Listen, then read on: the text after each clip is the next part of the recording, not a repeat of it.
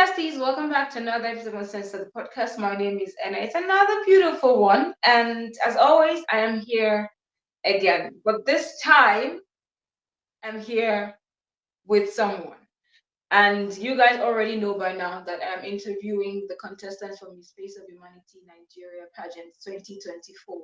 And I have one of the contestants here with me. Her name is Jennifer Ihenewu. Am I correct? Very correct. Yeah, I got it. Okay, I was really scared I was going to murder your name. But I'm happy I got it. And today she's going to be talking to us about the importance of capacity development in today's youth for a sustainable society. Welcome to the episode, Jennifer. Thank you very much. Welcome. It's good to have you here, and I'm excited for our conversation because, as I've said to most of the contestants I've interviewed, I think these conversations are important for us to continue to grow as a people and as a society.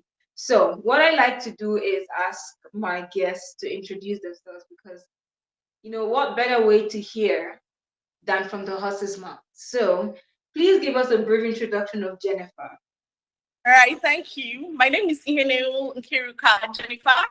I'm 21 years old from Okigwe Town, Imo State, Nigeria. I'm a graduate of mass communication in SIM Benin University. I'm an entrepreneur, a business consultant, and a fitness coach. And I'm from a family of 3 children, and I'm the second child of 3. Thank you. Okay, I heard a few things. I just went ding, ding, ding. Yeah, fitness coach. Oh my goodness. Interesting. I love the gym. I work out a lot, so that's interesting. I'm telling you. What did you say? I said both of us can definitely go to the gym one of these days. I'm up for it. Anytime, any day. I'm up for it. That's interesting. That's very interesting. You're a business consultant. Yes, ma'am. Okay. Okay. I like it. I like the fact that you're a business consultant. You can at least give like insight on this topic because we need to build capacity as a people. So before we get right into the whole topic and have you give us all the goodness that you have on the inside of you regarding the topic, why Miss Face of Humanity? Okay, first off, why I chose Miss Face of Humanity is because first off, it was like, collecting with my advocacy. And personally, I've been like a person that cares about the youth, fostering education, making them have like a skills acquisition, like something totally different from like schooling, something they can do, not just to help themselves, but to also like boost their self-confidence in a way that they can also involve others, like involve humanity inside of it. So that has been like when I saw the audition and when I read through, I went through the page, I saw it was really connecting with my vision. So that's when I decided that, okay, this is a place for me and I'm going to audition for it. Okay, interesting. And I always like when I hear people talk about what I'm passionate about, my advocacy, what I want to do, the things I like to do, because it always brings me to the question that, okay, one of the reasons why I know that people go for pageantries is because it's a bigger platform, right? It gives you a bigger stage to do things bigger and better, in some instances. But I always like to know that there's something you've been doing before now. So before you get a bigger stage to do something, what are you doing in your small space? What have you Okay. been doing before now? Okay, personally, yeah, at the moment, okay, I'll just tell a little story about myself. After I graduated from the university 2023, and after that, I was just like a little bit confused with life, like where do I go from here? What do I do from here? So it was really like, let's say something that I really needed to think about. So at the time, I just said, okay, what about you create a business and not just creating a business? Because I saw my own business, like me opening a business, not just as a platform for myself, but as for a platform to enable youth to learn, not just to learn, like to equip themselves in, something totally different from school or going to school or stuff like that. Because I felt like if looking at me that after school I was not able to do one or two things, like I was still confused with life. So I had to like think, okay, what do I do? So that was when I opened my business and I started training youth on what to do, like how to go about like some certain things like skills accusation and the rest of them. So personally, with this platform, without the platform, I'm already like educating people on like the because I personally my own business my entrepreneurship is in the phase of hairdressing. I'm a hairdresser, I'm a hairstylist. So apart from that, so I always engage the youth like, okay, so you have something you do. So apparently I'm training like 15 students. Apparently I'm training 15 students that okay, apart from school, there's something that you can use to sustain yourself. There's a means of sustainability, and you can always use to like help people in a way that okay they can be able to do anything else aside from the the whole educational aspects. Don't get me wrong, educational aspect is very important, but at least there should be a side something that you do. Yeah. So Yeah. Yeah, like you said, education is important, but skills are also important, you know? They are lifelong things that can help you continue to, because if you look at it, if today the job market just you realize that there are no jobs, which of course in Nigeria right now there are really no jobs, you know, and in most countries where it's almost as though you graduate from school, people graduate year in, year out, and there's really nothing, you know. That's where skills come in, where you can create your own opportunities and create your own. So, yeah. Okay, that's interesting. So, in your own understanding, so coming to the topic now, what would you okay. say human capacity development means to you? And why is Um it critical for today's youth? Okay, personally, I feel human capacity development in today's youth is actually like paramount for fostering like a sustainable society in Nigeria. In a process whereby, okay, apart from as apart from the self confidence it creates, it also helps in employment, job employment, because you come to Nigeria is the kind of place that okay that job is something we don't see job. Okay, when you even see job, or let's say for example you study nursing or robotic engineer, there are times that okay we only know the theoretical aspects. We don't even know anything about the practical aspect. Our laboratory are not even well equipped. So by fostering human capacity development, by teaching people that okay there are ways to make yourself like to boost that aspect of you, without like there are ways to boost it, and those ways are actually creating what's it called creating awareness that okay there are something like things people that can engage by building their capacity programs and exhibiting like employability skills that can help in civic participation, which is very very important, because apart from doing things aside, you should be able to, foster people to be able to, know what they want to do and also go for it in terms of and skills and what they can do for the society in total. Yeah. Okay. So when it comes to, as with everything, I believe that with everything in life, there are challenges we face, right? Exactly. And sometimes is how we navigate those challenges that are most important. And like you said, skill acquisition, you know, skill acquisition trainings are very important. If we must create a society that can or should that would be sustainable, we need skills and we need to be able to encourage our youth to go in. Because well, I think with Nigeria right now, I think a lot of youths are getting there. Yes, We're we are. fast realizing that government is not coming to save us, so people are trying to do things for themselves, which is good. So what do you say are the biggest challenges faced by youths in terms of accessing opportunities for capacity development? I would say inadequate resources, or lack of mentorship. Like, okay, you have this idea, but you don't have like the right resources or finance to like, push it. And also like in insufficient infrastructure, like I said, there are some schools that, okay, after studying medicine or after, you don't have like the practical aspects or the right equipment to just like push what you've studied. So I would like focus is in lack of mentorship, inadequate resources, and inadequate infrastructure. Yeah. Okay. Lack of resources, inadequate mentorship. In the Yeah. aspect of mentorship, what can you speak on? How do you mean mentorship? Okay, let's say for example, okay, that I have something that I want to pursue, and you don't even have someone like to mentor you or to, mentor. I feel like mentorship cannot only be in the financial aspect.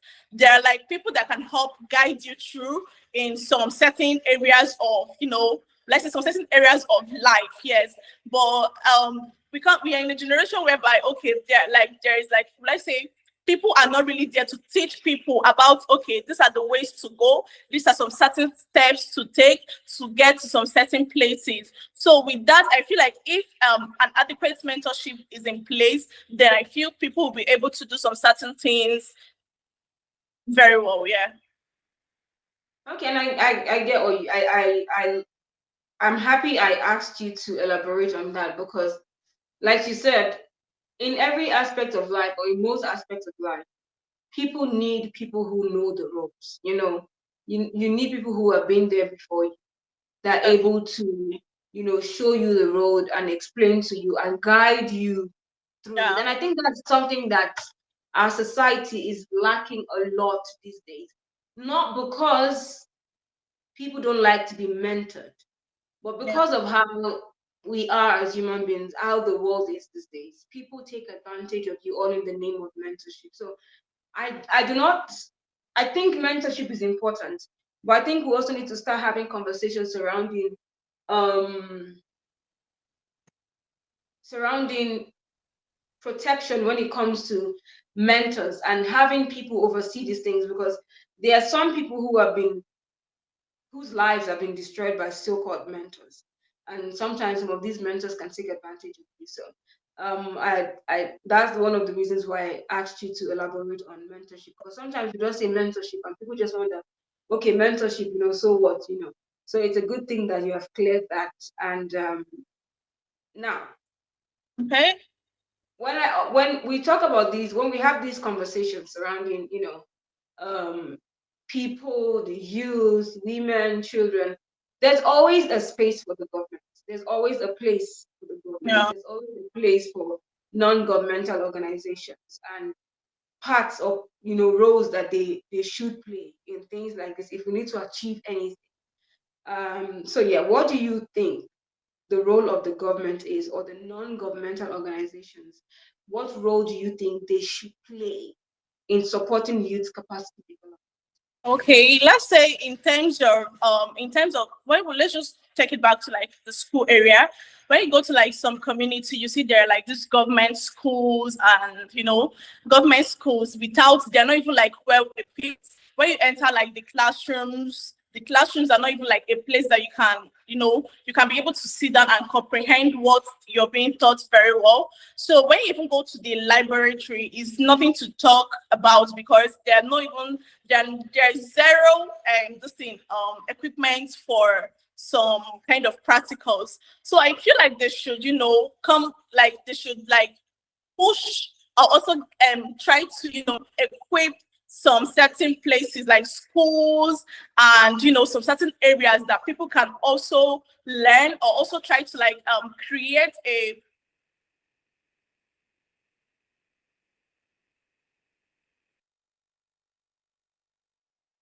I think the network is breaking. People can, I feel like a knowledge, when I have a knowledge of something, it doesn't just end here.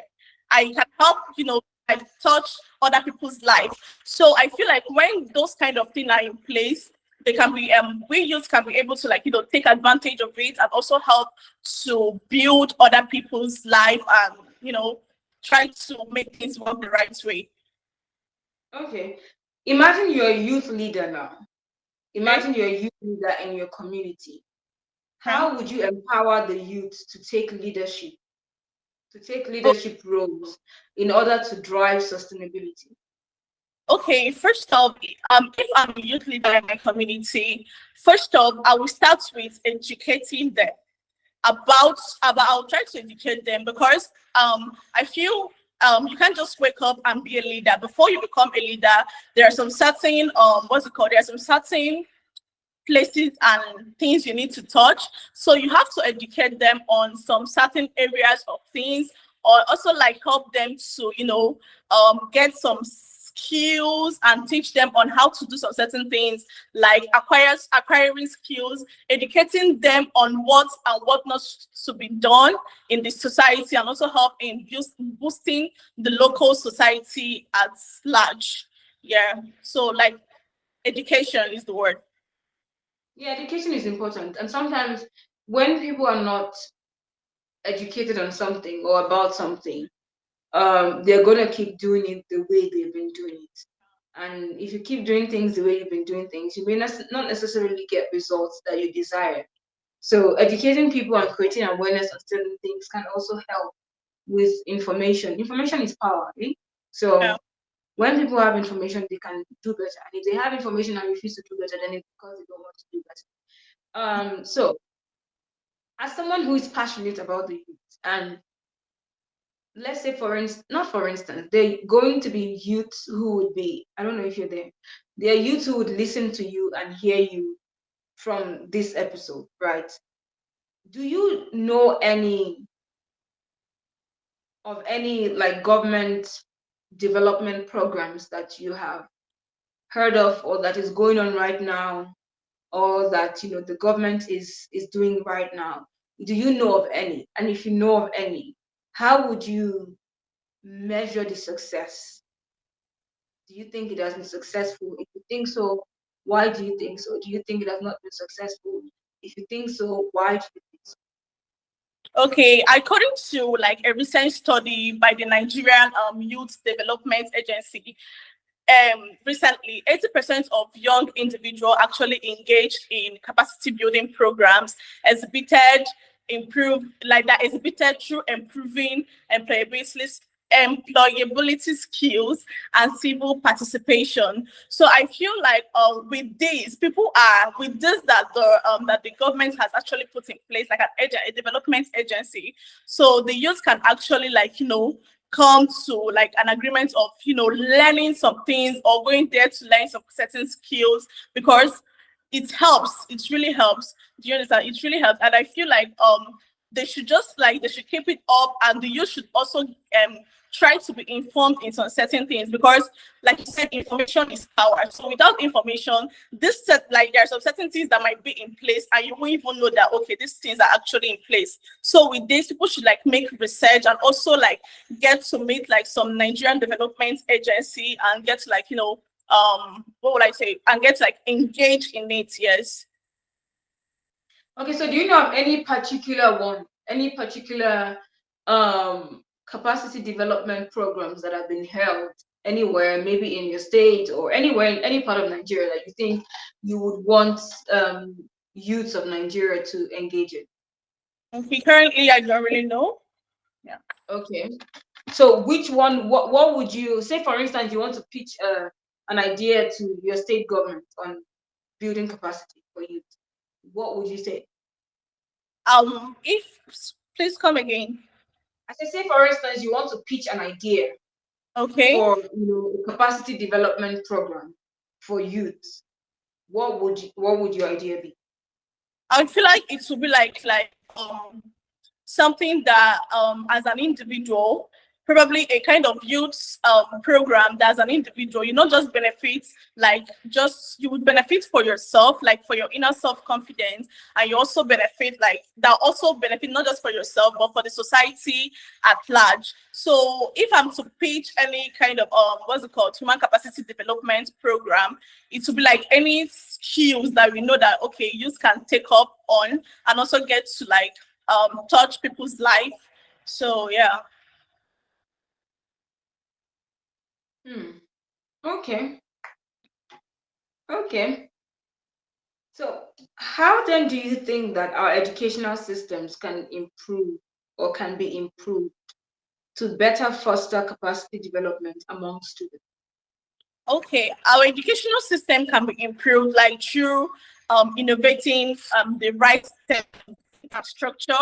You know, in our like in the educational terms, they can help in providing well equipment, the necessary equipment. Because when you see like some Nigerian youths, when they stand, they cannot they're not really able to like compete with other countries, probably because of lack of infrastructures or some technologies that are in place in some other countries. So if they can help bring some kind of technology to Nigeria, or probably some equipment that is needed to foster some kind of skills acquisition or educational aspect or practical aspect, I think it will help in a long run to foster development in today's community or society, in the society at large.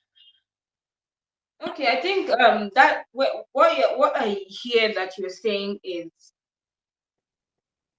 like you said earlier, where you talked about schools not having um, proper equipment if they're going to do like for practicals and things. And I agree with you on that. So I think what you're saying is, if we can get like schools to be properly equipped, Yeah.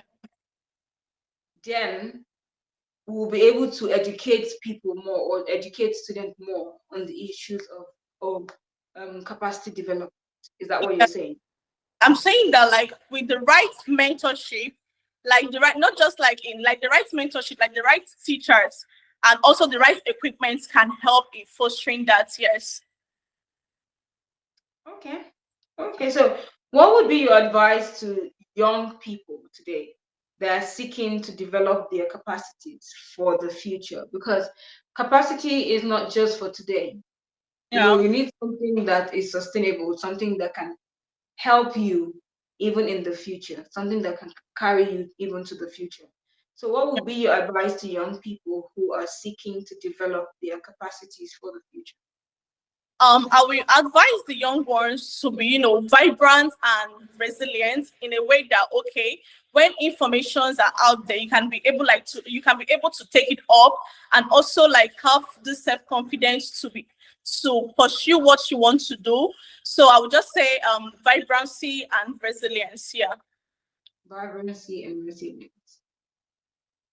And they should also put in the work, eh? Because I feel 100. like sometimes we are very okay. I don't really think the Nigerians are like that to an extent. I think Nigerians are very willful people. We sometimes go for what we want. We're not dependent on the government um to spoon feed us, so to speak. And even though to an extent, I also feel like the government tries to frustrate the effort of every citizen trying to do something for themselves. So yeah, I think we are a bunch of willful people who, are strong and, like you said, resilient people. Because you have to be resilient to be Nigerian. Yeah.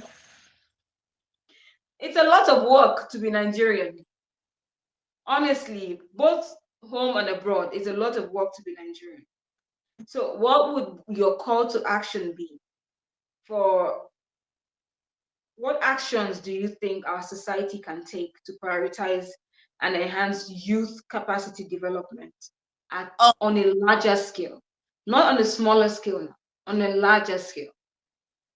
I feel like by creating a more skilled and like capable workforce, it can lead to a sustainable growth and progress in the society on a larger scale. Yes, just like making sure there are like workforce that are able to like foster those kind of things, and also creating more skilled people in that like let's say in that space. Yes, it helps in growth and progress in a Okay, so larger. how do you think we can create more skilled people? Basically by educating them and getting like all those like classes of like self-awareness classes, and also trying to like teach people on what and what not to do. in some certain areas. So yeah, education helps in creating a more skilled and capable workforce for the society. Okay. Do you advise that, say for instance, in companies now, right? Do you think it is advisable for companies to send their workers out of Nigeria to, in a way, to build capacity? I would say yes, because to an extent we all need some certain kind of information, and there are some things that you cannot just learn staying at a place. So you need to go, like, explore, learn new things, then come back and use the knowledge that you've acquired to build the society. So I would say yes. So would you advise that the government does the same? What do you say? Would you advise for the government to do the same? Definitely I will. Interesting. Okay. Okay, that's nice. So let's assume now, I've been doing this with all the contestants. I'm speaking it into the universe on your behalf. You are Miss Face of Humanity Nigeria 2024. Let's assume that I am the governor of your state, or the first lady of your state. I'm the governor of your state, and you want to advise me about the youth, since it's something that you're passionate about. The youths are people that you're passionate about. Let's say you want to advise me about the youth on building capacity for the youth. I want you to advise me and give me strategies on how that is going to Okay. First off, I will say, like, by investing in human capacity development in the youth, like, it helps to yield. I would let you know that it helps to yield a positive effect on people's life, not just like as an individual, because young individual becomes like, by that you see people like, you know, become employable and not being jobless. So I will ask you and I'll plead for you to invest in human capacity development in today's youth to yield numerous positive effects. happen. Okay, so what strategies would you propose? I'll propose you create like awareness or some educational like sectors that can help educate the youth to, you know, pursue what they want to do in that capacity development aspect. So just creating awareness is fine. So imagine I just organize a program and say I'm organizing the program for all the youths in different parts of the state, right? I'm organizing the program. I want to create awareness on capacity building and tell them why it's important to build capacity. And I finish that, so that's okay. Also mentioned investing, not just, Investing. yes, investment is very, very necessary, not just like creating awareness and bringing them together. Investing on them is one of it, yes. Okay. Okay, that's amazing. Thank Okay. It's been an interesting one. I've had interesting conversations today, actually. Well, with various contestants. You guys are, yeah, you're thinking on your feet, and what you tell me is that you know your stuff, and you know what you're doing, and you're passionate about what you're doing. So yeah, I just want you to keep doing what you're doing. Continue to make a difference in your own little way, in the little way that you can. Like you said, you're coaching like some girls on skill acquisition, teaching them things, which is also your own contribution to society. And whether or not you win this competition, which of course I'm keeping my fingers crossed for you, whether or not you win, I hope that you're able to continue to do the good things that you're doing in society. And I wish you all the very best on your journey to becoming Miss Face of Humanity Nigeria. Continue to build yourself, continue to. The good thing is, as human beings, when we're alive, we're able to constantly work on ourselves, right? And improve on ourselves and improve in our lives. So yeah, I wish you all the very, very best, and thank you for taking out your time to be here. thank you very much. I really do appreciate. God bless you. Amen. And bless you too, my love. So, guys, that's all I have for you guys today. I hope you guys have heard my guests for today, Jennifer. Yeah. It's important that we always do our best to build capacity, even at an individual level. Unfortunately, we live in a society like Nigeria where we cannot really rely on the government. So building capacity, even though it's something that we would want on a larger scale, as an individual, if you're able to do it, continue to build capacity for yourself and for those around you. Until I come your way again, I remain Ene, and this is Uncensored with Ene. Bye bye.